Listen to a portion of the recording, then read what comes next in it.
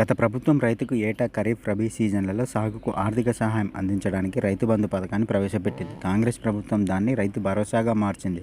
రైతు భరోసా కింద ఆర్థిక సహాయం జూలై నెలలోనే అందించాల్సి ఉండగా వివిధ కారణాల వల్ల ప్రభుత్వం ఆలస్యం చేయగా రుణమాఫీ నేపథ్యంలో ఇంకాస్త వెనక్కి వెళ్ళింది. ఆగస్టు 15 నుంచి మొదలైన రుణమాఫీ 3 విడతలుగా చేసిన కొంతమంది రైతులకు రుణమాఫీ కాకపోగా అయిన వారు కూడా ఇంకా బ్యాంకుల చుట్టూ తిరుగుతూనే ఉన్నారు.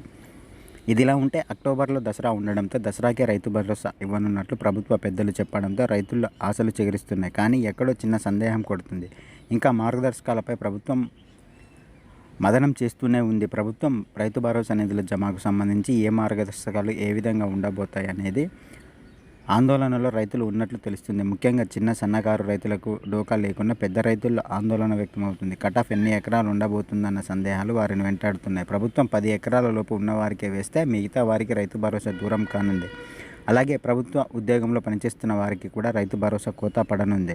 కౌలు రైతులపై స్పష్టత లేకపోవడం వల్ల దానికి కూడా అనేక మంది దూరం అవుతున్నట్లు సమాచారం. ప్రభుత్వం 10 ఎకరాల లోపు ఉన్న వారికి మాత్రమే వేస్తే మిగతా వారు రైతు భరోసాకు దూరం అవుతారు. అలాగే ప్రభుత్వ ఉద్యోగంలో పనిచేస్తున్న వారికి కూడా రైతు భరోసా ఈసారి లేనట్లే. దసరా పండుగ నుండి రైతుల ఖాతాలో రైతు బంధు అమౌంట్ జమ చేయనున్నామని వ్యవసాయ శాఖ వర్గాలు చెప్తున్నాయి.